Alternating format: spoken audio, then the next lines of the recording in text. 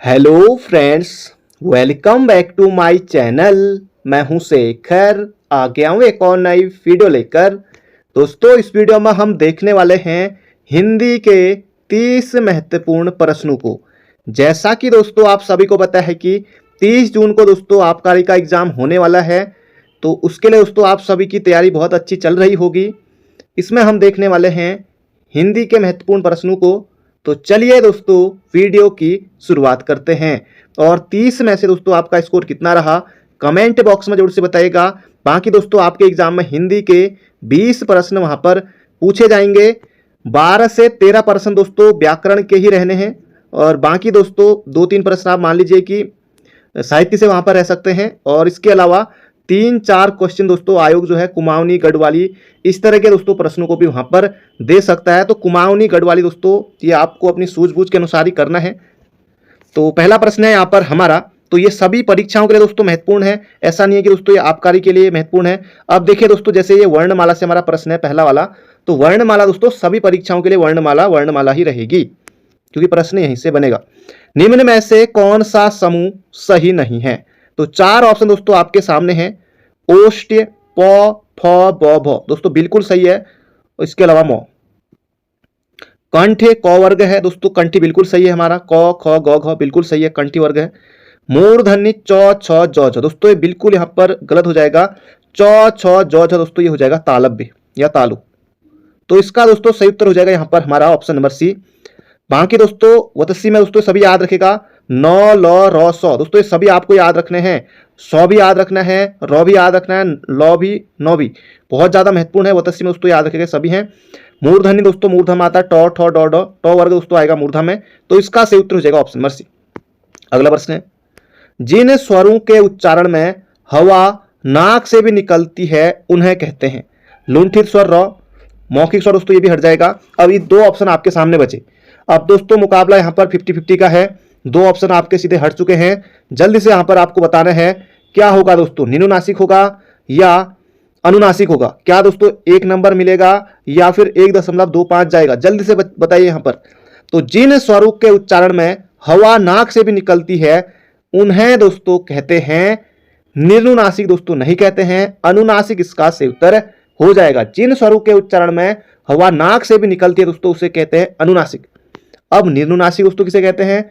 जिन स्वरों के उच्चारण में हवा केवल मुंह से निकलती है दोस्तों, हवा केवल मुंह से निकलती है उसे कहते हैं निर्नुनासिक। अगला प्रश्न है, इसका सही उत्तर हो जाएगा ऑप्शन नंबर बी। अंगद का पैर होना मुहावरे का अर्थ निम्नलिखित में से कौन सा है? 4 ऑप्शन आपके सामने हैं। राम का परम भक्त, स्थिर कदम जो कभी विचलित नहीं होते, मजबूत और सुदृढ़ टांगों वाला, या फिर प्रतिज्ञा जिससे कभी न डिगे। अब दोस्तों जैसा कि यहाँ पर एक कमजोर ऑप्शन है हमारा, ऑप्शन नंबर बी इसे काट देते हैं, डी को भी काट देते हैं। अब बताइए ए और सी में से बताइए। ऐसा ही दोस्तों एग्जाम में करना होता है। तो जिन अभ्यर्थियों ने ऑप्शन नंबर सी किया है दोस्तों आपका सरासर गलत है। जिन अभ्यर्थियों ने ऑप्शन नंबर ए किया है उनका सभी का सही है। प्रतिज्ञा जिससे कभी ना डिगे, या फिर दोस्तों हम कह सकते हैं कि जैसे अंगद का पैर होना यानी कि अत्यंत दृढ़ संकल्प होना, अत्यंत दृढ़ संकल्प होना यानी कि प्रतिज्ञा जिससे कभी ना डिगे। अगला प्रश्न है, परहित सरिस धर्म नहीं भाई, पर पीड़ा सम नहीं अदमाई, यह उक्ति किस रचनाकार की है? तो जल्दी से यहां पर आपको बताना है दोस्तों, इसका सही उत्तर हो जाएगा। पहले दोस्तों मैं आपको इसका अर्थ बताता हूं। परहित सरिस धर्म नहीं भाई यानी कि दूसरों की भलाई के समान कोई धर्म नहीं है। पर पीड़ा सम नहीं अदमाई यानी कि दूसरों को दुख पहुंचाने के समान कोई अधर्म या फिर पाप नहीं है। दोस्तों ये लिया गया दोस्तों श्री रामचरितमानस से दोस्तों लिया गया है, और ये दोस्तों तुलसीदास की रचना है, गोस्वामी तुलसीदास। तो इसका सही उत्तर हो जाएगा ऑप्शन नंबर बी। अगला प्रश्न है, हिंदी साहित्य के आदिकाल को इनमें से किसने सिद्ध सामंत काल कहा? दोस्तों ये प्रश्न यूके ट्रिपल भी पूछ चुका है। बाकी दोस्तों अन्य राज्य की परीक्षाओं में भी कई बार आ चुका है। ये देखिए कई बार दोस्तों प्रश्न पूछा जा चुका है, प्रवक्ता भर्ती में, अन्य भर्ती में यूके ट्रिपल पूछ चुका है कई बार। तो जबरदस्त प्रश्न है, हिंदी साहित्य के आदिकाल को किसने सिद्ध सामंत काल दोस्तों कहा था? राहुल सांकृत्यायन। दोस्तों सांकृत्यायन दोस्तों ये वर्तनी में भी आप याद रखेगा, और ये हमारे सिलेबस में भी है। तो इनकी सभी रचनाएं आपको पढ़नी होंगी, जो महत्वपूर्ण है। इसके लिए दोस्तों मैंने क्लास दी हुई है, आप देख सकते हैं प्लेलिस्ट में जाकर। और हिंदी साहित्य को दोस्तों, हिंदी साहित्य के आदिकाल दोस्तों, आदिकाल किसने कहा? तो आदिकाल दोस्तों कहा था हजारी प्रसाद द्विवेदी ने, तो ये भी हमारे सिलेबस में है। और महावीर प्रसाद द्विवेदी ने दोस्तों कहा था बीज पलवन काल, तो इसका सही उत्तर हो जाएगा राहुल सांकरतेन। अगला प्रश्न है अपभ्रंश में कितने स्वर मौजूद थे? 6, 8, 7 या फिर इनमें से कोई नहीं? दोस्तों जबरदस्त प्रश्न है, बिल्कुल दोस्तों लेवल का प्रश्न यहां पर लिया है। तो अपभ्रंश में दोस्तों कितने स्वर थे? दोस्तों ये थे 8, ऑप्शन नंबर सी। अब कौन कौन से ये भी आपको बता देता हूं। ओ, आ, ई, उसकी बड़ी दीदी बड़ी, ऊ का बड़ा भाई बड़ा ऊ, इसके अलावा ए और ओ। दोस्तों ये हो गए हमारे 8। तो कितने स्वर थे दोस्तों? 8 स्वर थे। और बाकी दोस्तों व्यंजन कितने थे? दोस्तों व्यंजन थे अपभ्रंश में 29। याद रखिएगा, प्रश्न बनेगा ऑप्शन नंबर सी। अगला प्रश्न है भारतीय संविधान में हिंदी को मान्यता कब प्रदान की गई? दोस्तों बिल्कुल आसान प्रश्न है और आप सभी को बिल्कुल मुहजबानी याद है। तो इसका सही उत्तर दोस्तों हो जाएगा 14 सितंबर 1949 को दोस्तों हिंदी को मान्यता प्रदान की गई थी। इसलिए दोस्तों 14 सितंबर को मनाया जाता है हिंदी दिवस, ये भी आपको मुहजबानी याद रखना है।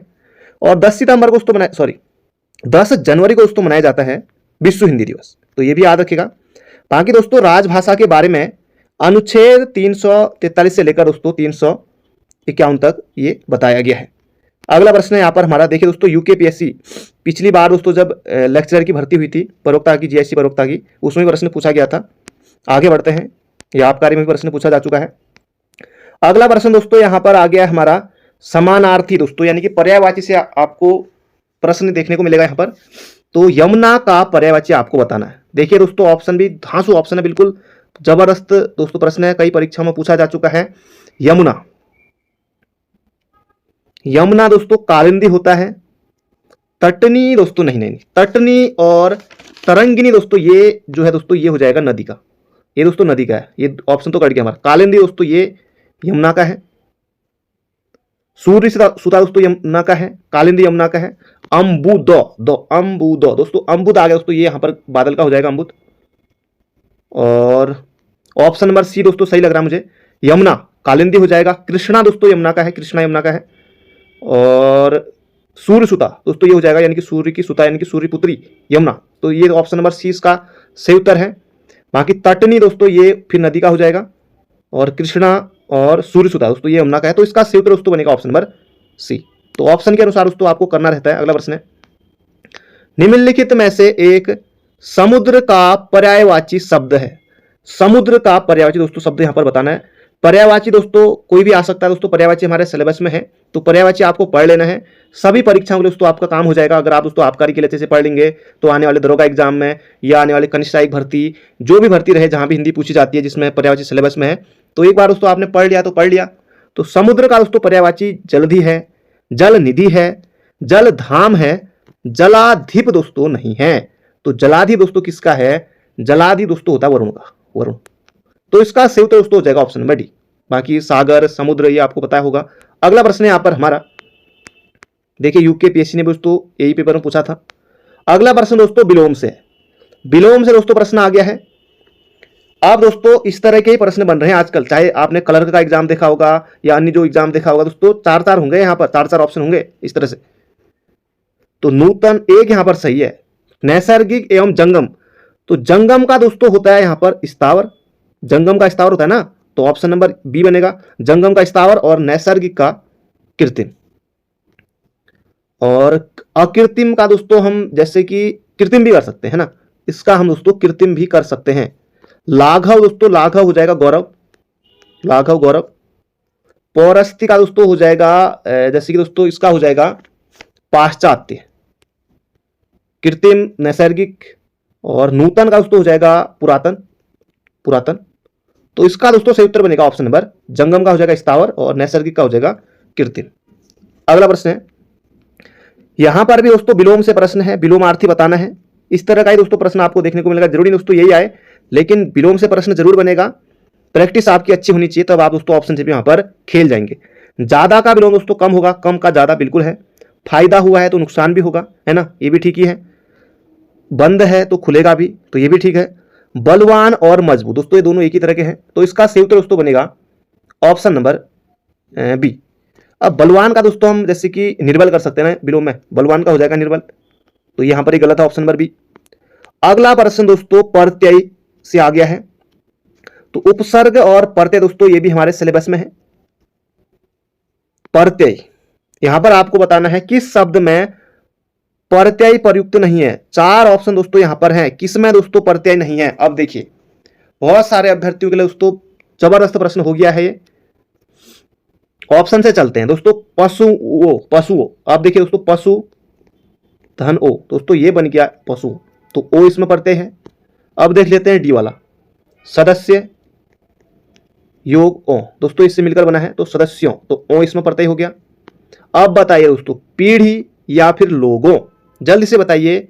लोग धन ओ, दोस्तों ये बनेगा लोगों, तो ये भी दोस्तों बी भी सही है, तो इसका सही उत्तर दोस्तों पीढ़ी में यहां पर प्रत्यय नहीं है, ऑप्शन नंबर सी।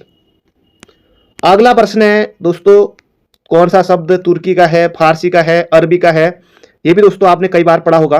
तो यहां पर देखिए दोस्तों जबरदस्त प्रश्न है, कई बार आता है किताब किस भाषा का है, तो जल्दी से यहां पर आपको बताना दोस्तों, अच्छी प्रैक्टिस के लिए है। जरूरी नहीं है दोस्तों यही प्रश्न एग्जाम में आए, लेकिन इस तरह के प्रश्न एग्जाम में आते हैं, ये बात तय है, और ये सभी दोस्तों सिलेबस का है। जल्दी से दोस्तों बताइए कौन सा इसका सही उत्तर होगा। सौदागर दोस्तों फारसी का है, बिल्कुल सही है। समन तो अंग्रेजी का है, बिल्कुल सही है। अलमारी दोस्तों ये है पुर्तगाली, अलमारी दोस्तों हो जाएगा बाल्टी, अलमारी, तौलिया, दोस्तों ये पुर्तगाली है। किताब दोस्तों अरबी शब्द है, तो इसका सही उत्तर हो जाएगा ऑप्शन नंबर सी, अलमारी दोस्तों ये पुर्तगाली है। अगला प्रश्न है परिवारजक का शब्दार्थ निर्देशित कीजिए। परिवारजक दोस्तों किसे कहेंगे आप, जल्दी से बताइए दोस्तों। परिवारजक क्या पर्यटक होगा, भ्रमणशील सन्यासी होगा, अप्रवासी होगा, या वर्जना करने वाला होगा। तो बताइए दोस्तों अगर आप एग्जाम में होते तो इसका उत्तर क्या करते हैं। तो जिन्होंने सोचा ऑप्शन नंबर बी अपने मन में, तो आप बिल्कुल सही हैं, भ्रमणशील सन्यासी, तो ये दोस्तों हो जाएगा परिवारजक। पर्यटक दोस्तों जैसे कि हम पर्यटक यानी कि दोस्तों घूमने फिरने वाला जो होता है वो पर्यटक होता है। और अप्रवासी दोस्तों यानी कि अप्रवासी कह सकते हैं कि जो किसी मतलब कि दूसरे देश में जाकर रह रहा हो तो उसे अप्रवासी कहेंगे। तो परिवार दोस्तों हो जाएगा भ्रमणशील सन्यासी। अगला प्रश्न है प्रयोग के आधार पर शब्द कितने प्रकार के होते हैं। तो जल्दी से दोस्तों यहां पर आपको बताना है प्रयोग के आधार पर शब्द कितने प्रकार के होते हैं। 2, 4, 6, 8, दोस्तों इसका सही उत्तर हो जाएगा 2 प्रकार के होते हैं। कौन कौन से दोस्तों अभी हम देखेंगे डिटेल में। एक दोस्तों विकारी और एक हो जाएगा अविकारी। अब देख लेते हैं यहां पर, ये देखिए प्रयोग के आधार पर दोस्तों शब्द, देखिए प्रयोग के आधार पर दोस्तों शब्द के 2 भेद हैं। कौन कौन से, एक तो विकारी, बहुत ज्यादा महत्वपूर्ण है। विकारी की परिभाषा देख लेते हैं। जिन शब्दों के रूप में लिंग, वचन और कारक के कारण परिवर्तन होता है तो उसे दोस्तों कहते हैं विकारी। अब कौन सा दोस्तों विकारी नहीं है, विकारी में याद रखेगा क्योंकि दोस्तों विकारी और अविकारी के ऑप्शन दे देगा वहां पर तो दिक्कत हो जाएगी, इसलिए याद रखिए विकारी में दोस्तों संज्ञा, सर्वनाम, विशेषण और क्रिया। अब क्रिया की जगह दोस्तों वहां पर ऑप्शन में क्रिया विशेषण हो जाएगा। कौन सा विकारी शब्द नहीं है, प्रश्न दोस्तों बन सकता है। तो जिन शब्दों के लिंग, वचन और कारक के कारण परिवर्तन होता है दोस्तों उसे कहते हैं विकारी। अब अविकारी की भी परिभाषा देख लेते हैं। अविकारी जिन शब्दों के लिंग, रूप तथा वचन के अनुसार कोई परिवर्तन नहीं होता दोस्तों उसे कहते हैं अविकारी। अविकारी में दोस्तों आता है क्रिया विशेषण, संबंध बोधक अव्यय, समुच्चय बोधक अव्यय और विस्मयादि बोधक अव्यय। आगे बढ़ते हैं। रजनी का तत्भव रूप है। बहुत सारे अभ्यर्थी गलती करेंगे, बहुत सारे अभ्यर्थी जिन्होंने सोचा रात उनके लिए जोरदार तालियां, जिन्होंने सोचा रात्रियां उनके लिए भी जोरदार तालियां, रात्रि सोचा वो भी गलत है, तो रही नहीं दोस्तों ये गलत है। रजनी का दोस्तों तद्भव हो जाएगा रैन, रैन दोस्तों हो जाएगा इसका सही उत्तर। एग्जाम में गलती हो सकती है तो ध्यान से करिएगा। रात और रात्रि, अब देखिए दोस्तों ये जो रात है ये तद्भव है और रात्रि दोस्तों ये तत्सम है। रजनी का दोस्तों रजनी जो कि हमारा तत्सम है इसका तद्भव हो जाएगा रैन, ऑप्शन नंबर सी। अगला प्रश्न है काल से दोस्तों प्रश्न आ गया है। भविष्य काल यहां पर आपको बताना है। भविष्य काल, मैं आपकी प्रतीक्षा करूंगा, ठीक है, तो यही दोस्तों इसका सही उत्तर हो जाएगा मैं आपकी प्रतीक्षा करूंगा। मैं आपका आभारी हूं, धन्यवाद धन्यवाद, मैं आपका आभारी हूं। ये दोस्तों कौन सा हो जाएगा, जैसे कि मैं आपका आभारी, दोस्तों ये हो जाएगा सामान्य वर्तमान। मैं पुस्तक पढ़ने वाला था लेकिन नहीं पढ़ी, मैं पुस्तक पढ़ने वाला था दोस्तों, ये हो जाएगा यहां पर हमारा अपूर्ण भूत। मैंने एक पेड़ काट लिया, मतलब कि मैंने एक पेड़ काट, यानी कि दोस्तों आसन्न, क्योंकि निकट में ये हुआ है ना, तो भविष्यकाल दोस्तों हो जाएगा मैं आपकी प्रतीक्षा करूंगा। अगला प्रश्न दोस्तों, लिंग से प्रश्न आ गया है, कौन सा स्त्रीलिंग है? संकल्प, मेरा, मेरी दोस्तों आपको लगाना है, मेरा संकल्प है, उत्साह बढ़ रहा है, चक्र भी दोस्तों रचा गया है, मृत्यु दोस्तों एक ना एक दिन अवश्य होती है, दोस्तों ये हो जाएगा मृत्यु हमारा स्त्रीलिंग शब्द है। तो मृत्यु दोस्तों कैसा शब्द है? स्त्रीलिंग शब्द है, ऑप्शन नंबर सी। अगला प्रश्न दोस्तों यहां पर हमारा वर्तनी से प्रश्न आ गया है, जल्दी से बताइए। ऑप्शन नंबर बी देखकर ही हटा दीजिए, डी भी हटा दीजिए, ए और सी। दोस्तों वांग्मय इस तरह से लिखा जाएगा, ऑप्शन नंबर सी। वर्तनी में भी दोस्तों याद रखिएगा, बहुत ज्यादा महत्वपूर्ण है, वांग्मय दोस्तों इस तरह से लिखा जाएगा, कई बार पूछा जाता है, ऑप्शन नंबर सी। अगला प्रश्न दोस्तों, निम्नलिखित शब्दों में किसकी वर्तनी शुद्ध है? किसकी वर्तनी शुद्ध है? देखिए दोस्तों कई परीक्षाओं में आ चुका है, देखिए कई परीक्षाओं में आ चुका है। संन्यास, अगर दोस्तों मैंने इसको सन्यासी बना दिया तो इस तरह से सन्यासी भी बन जाएगा, तो सन्यास हमारा शुद्ध है। 4 ऑप्शन है दोस्तों, केवल इसमें सन्यास शुद्ध है, आधा 9 भी रहेगा और 100 के ऊपर दोस्तों ये बिंदी भी रहेगी, तभी दोस्तों हमारा सन्यास जो है शुद्ध होगा। अब आप कहेंगे कि कैलाश, कैलाश दोस्तों इस तरह से लिखा जाता है, ये मैं यहां पर लिखता हूं, कैलाश दोस्तों लिखेंगे इस तरह से, कैलाश दोस्तों इस तरह से लिखा जाएगा। कई दोस्तों इस शेखर वाला 100 लगा देते हैं कैलाश में, जो कि गलत होता है। तो कैलाश दोस्तों इस तरह से लिखा जाता है। और दुरावस्था दोस्तों नहीं होता है दोस्तों, ये होता है दुर्वस्था, दुर दोस्तों ये होता है दुर्वस्था। प्रत्युपकार दोस्तों यहां पर छोटी ऊ की मात्रा लगेगी, प्रत्युपकार, अब ये शुद्ध हो जाएगा, तो इसका सही उत्तर दोस्तों बनेगा ऑप्शन नंबर ए। अगला प्रश्न है अर्ध विराम चिन्ह। अर्ध विराम दोस्तों कहां लगता है? दोस्तों एक होता है अल्प विराम इस तरह से, फिर अर्ध विराम दोस्तों इस तरह का चिन्ह होता है, और पूर्ण विराम इस तरह का। तो अर्ध विराम दोस्तों कहां लगता है? उद्धरण चिन्ह के पहले, जहां अल्प विराम की अपेक्षा थोड़ा कम रुकना हो, जहां कोई निर्देश देना हो, जहां अल्प विराम की अपेक्षा थोड़ा अधिक रुकना हो। दोस्तों इसका सही उत्तर हो जाएगा अर्ध विराम दोस्तों वहां पर लगता है जहां अल्प विराम की अपेक्षा थोड़ा अधिक रुकना हो, ऑप्शन नंबर डी। अगला प्रश्न है, ये दोस्तों हमारा जो प्रश्न है दोस्तों, ये सर्वनाम से यहां पर प्रश्न है। सर्वनाम के भेद का सही विकल्प है मैं स्वयं गाड़ी चला सकती हूं। तो स्वयं दोस्तों यहां पर आपको पहचानना है, प्रश्नवाचक दोस्तों नहीं, कोई प्रश्न तो यहां पर कर नहीं रहे हैं ना। स्वयं दोस्तों क्या होगा? निजवाचक होगा या अनिश्चयवाचक भी नहीं होगा, अब संबंध या फिर निज। तो स्वयं दोस्तों खुद के लिए है, तो निजवाचक इसका सही उत्तर हो जाएगा ऑप्शन नंबर डी। सर्वनाम के दोस्तों 6 भेद होते हैं, ये देखिए यहां पर हम सभी भेदों को देखेंगे। मैं स्वयं गाड़ी चला सकती हूं, स्वयं दोस्तों यहां पर दिया गया था, तो निजवाचक सर्वनाम होगा। और प्रयोग के आधार पर दोस्तों सर्वनाम के कितने भेद होते हैं दोस्तों? 6 भेद होते हैं। पुरुषवाचक सर्वनाम, इनमें से कौन सा जो है सर्वनाम का भेद नहीं है? ऐसी प्रश्न बन सकता है। पुरुषवाचक सर्वनाम में देखिए मैं, हम, तुम, आप, ए, वे, वह। निश्चयवाचक में यह है, ये, वे, वह। अनिश्चयवाचक में दोस्तों कोई, कुछ। निजवाचक में आप, स्वयं, खुद। दोस्तों देखिए स्वयं यहां पर प्रयुक्त किया गया था, इस तरह से प्रश्न बनता है। और संबंधवाचक में जो सो, जो करेगा सो भरेगा, तो ये बन जाएगा हमारा संबंध। प्रश्नवाचक में क्या, कौन, कैसे, कहां, कब, क्यों। प्रश्नवाचक में जाहिर सी बात है कि प्रश्न होगा, तो इस तरह से याद रखिएगा। अगला प्रश्न है, अब दोस्तों यहां पर हमारा संधि विच्छेद से दोस्तों प्रश्न आ गया है। अनुदित, अनुधन उदित, उ छोटा उ और उ, दोस्तों ये बड़ा उ बन जाएगा, तो अनुदित, अनुधन उदित, ये ठीक है। अवनींद्र, अवनी, अवनी दोस्तों किसका है? धरती का पर्यायवाची है, और अवनी का विलोम दोस्तों होता है अंबर। अवनिधन इंद्र, दोस्तों अवनींद्र, ये भी हमारा ठीक है। भूधन उद्दार, भुद्वार, दोस्तों भुद्वा, दोस्तों ये भी सही है यहां पर। छर्दधन आनंद, दोस्तों ये छर्दाधन आनंद होगा, तब जाके दोस्तों सही बनेगा हमारा। ऑप्शन नंबर सी इसका सही उत्तर है, क्योंकि यहां पर छर्दानंद दोस्तों ये सिर्फ शर्द लिखा है, ऑप्शन नंबर सी होगा इसका सटीक उत्तर। अगला प्रश्न है, आग्नेयास्त्र का सही संधि विच्छेद कौन सा है? आगधन नेयास्त्र, तो ये थोड़ा अटपटा लग रहा है मुझे।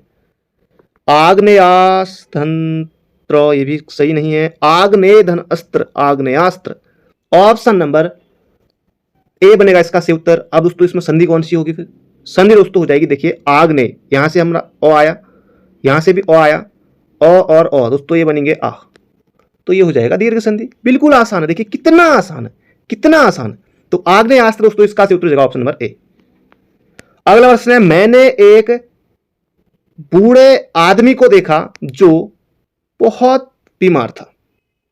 वाक्य किसका उदाहरण है दोस्तों? ये जो को देखकर ही ना सीधे उत्तर कर देंगे मिश्र वाक्य। मिश्र वाक्य दोस्तों पहचानने की ट्रिक दोस्तों, जहां पर आपको देखिए, यहां पर जो देखा ना सीधे उत्तर मेरे मन में आ गया कि मिश्र वाक्य, ज्यादा कुछ नहीं सोचना है। जहां पर भी आपको दोस्तों की दिखा, कि, जो, क्योंकि, जितना, उतना, जैसा, वैसा दोस्तों ये दिखाई देना, तो सीधे आप मिश्र वाक्य कर सकते हैं। सरल वाक्य में एक उद्देश्य एक विधेय। अगला प्रश्न है, अशुद्ध वाक्य का चयन कीजिए। अब दोस्तों वाक्य शुद्धि से हमारा प्रश्न है, कामायनी दोस्तों जयशंकर प्रसाद की रचना है। कामायनी उच्च कोटि का काव्य, बिल्कुल सही है। माता पिता पूजनीय दोस्तों ये शब्द, ये इसका सही उत्तर दोस्तों बनेगा बी, पूजनीय दोस्तों होता है, पूजनीय इस तरह से। तो दोस्तों इस तरह से होता है पूजनीय, तो ये बनेगा हमारा ऑप्शन नंबर 20 का सही उत्तर है। उज्ज्वल दोस्तों इस तरह से लिखा जाता है, वर्तनी में याद रखा, दोनों जो दोस्तों आधे रहते हैं उज्ज्वल में। आपका भविष्य उज्जवल हो, थैंक यू लिख दीजिएगा कमेंट बॉक्स में। और इस पुस्तक का नया संस्करण प्रकाशित हो रहा है, तो अच्छी बात है। तो इसका दोस्तों सही उत्तर हो जाएगा ऑप्शन नंबर बी। अगला प्रश्न दोस्तों अलंकार से, यहां पर हमारा प्रश्न आ गया है, माला फेरत जुग भया, फिरा न मन का फेर, कर का मन का डारी दे, मन का फेर। अलंकार यहां पर आपको बताना है, मन का, मन का, मन का, 3 बार आ गया मन का। अब दोस्तों जहां एक ही शब्द एक से अधिक बार प्रयोग किया जाए, जैसे कि हमने मन का, मन का, मन का, जहां एक ही शब्द एक से अधिक बार प्रयोग किया जाए लेकिन उस शब्द का अर्थ दोस्तों अलग अलग हो, वहां पर होता है हमारा यमक, ऑप्शन नंबर डी। अगला प्रश्न है, कामायनी के रचनाकार हैं दोस्तों, अभी हमने देखा था कामायनी जो है उच्च कोटि का काव्य है दोस्तों, जयशंकर प्रसाद इसका सही उत्तर है। बाकी दोस्तों सुमित्रानंदन पंत, महादेवी वर्मा, सूर्यकांत त्रिपाठी निराला, ये सभी दोस्तों हमारे सिलेबस में है। एक बार नहीं दोस्तों, इनसे कई बार प्रश्न पूछा जा चुका है। तो देखिए इनकी रचना देख लेते हैं, जैसे जयशंकर प्रसाद कामायनी महाकाव्य, प्रेम राज्य, झरना, आंसू, लहर, कानन कुसुम। सुमित्रानंदन पंत वीणा, पल्लव, गुंजन, युगांतर, स्वर्ण किरण। सूर्यकांत त्रिपाठी निराला, तुलसीदास दोस्तों इनकी रचना है, अनामिका, गीतिका, परिमल। इसके अलावा महादेवी वर्मा, निहार, रश्मि, नीरजा, सांदीकी। दोस्तों ये क्रम ही पूछ लिया गया था आयोग के द्वारा कि महादेवी वर्मा की रचनाओं का क्रम बताओ करके, तो निहार, रश्मि, नीरजा, सांदीकीत। अगला प्रश्न यहां पर हमारा, पश्चिमी हिंदी का विकास किस अपभ्रंश से हुआ है? दोस्तों बिल्कुल आसान है, पश्चिमी हिंदी का दोस्तों जो विकास हुआ है दोस्तों ये हो जाएगा सौरसेनी अपभ्रंश से, ऑप्शन नंबर डी। अब देखिए बहुत ज्यादा महत्वपूर्ण प्रश्न है दोस्तों, बहुत ज्यादा, हमारे राज्य की ही नहीं दोस्तों अन्य सभी राज्य की परीक्षाओं के लिए महत्वपूर्ण है ये प्रश्न। तो अब दोस्तों हम सभी देख लेते हैं, आप चाहे दोस्तों इसे लिख सकते हैं, स्क्रीनशॉट ले सकते हैं, बाकी आप किताब से पढ़ सकते हैं। यहां पर हम प्रैक्टिस कर रहे हैं सभी दोस्तों, यहां पर मैं आपको बताने वाला हूं। देखिए सौरसेनी अपभ्रंश, सबसे पहले पश्चिमी हिंदी, राजस्थानी हिंदी की जो बोलियां हैं, पश्चिमी हिंदी की जो 5 बोलियां हैं, राजस्थानी हिंदी की बोलियां, गुजराती। पैसाची अपभ्रंश से दोस्तों लहंदा और पंजाबी। अर्धमागधी अपभ्रंश से पूर्वी हिंदी की, जैसे कि अवधी, बघेली, छत्तीसगढ़ी। एबीसी पश्चिमी हिंदी के लिए कब है, ये ट्रिक है। मागधी अपभ्रंश से दोस्तों बहुत ज्यादा महत्वपूर्ण है, मागधी से बिहारी, जैसे भोजपुरी, मगही, मैथिली। बिहारी हिंदी की बंगाली, उड़िया, उड़ीसा, असमिया, ये भी मागधी अपभ्रंश से बहुत ज्यादा महत्वपूर्ण है। खस से पहाड़ी, कुमाऊनी, गढ़वाली। अगर दोस्तों खस ऑप्शन में ना हो तब दोस्तों इसके लिए आप सौरसेनी टिक कर सकते हैं, कोई दिक्कत नहीं होगी, 1 नंबर आपको मिल जाएगा। अगला प्रश्न है, आखिरी प्रश्न दोस्तों, निम्न में से कौन सा कार्यालयी पत्र नहीं है? प्रार्थना पत्र बिल्कुल है, प्रेस विज्ञप्ति है, संपादक के नाम पत्र है। अब निमंत्रण पत्र दोस्तों, भात खाने के लिए दोस्तों जो निमंत्रण पत्र मिलेगा वो दोस्तों कार्यालयी पत्र हमारा नहीं होगा दोस्तों, ये एक सामाजिक पत्र के दोस्तों अंतर्गत इसे हम रख सकते हैं निमंत्रण पत्र को। तो दोस्तों ये थे आज के हमारे महत्वपूर्ण प्रश्न, बाकी मिलते हैं बहुत जल्दी एक नई वीडियो में। इसमें दोस्तों हमने 30 महत्वपूर्ण प्रश्नों को देखा, तो मिलते हैं बहुत जल्दी एक नई वीडियो में। अगर आपके मन में कोई सवाल हो तो आप कमेंट बॉक्स में पूछ सकते हैं। बाकी पढ़ते रहिए, हंसते रहिए, मुस्कुराते रहिए, अपना ध्यान रखिए, स्वस्थ रहिए, मस्त रहिए। Thank you friend, thank you so much.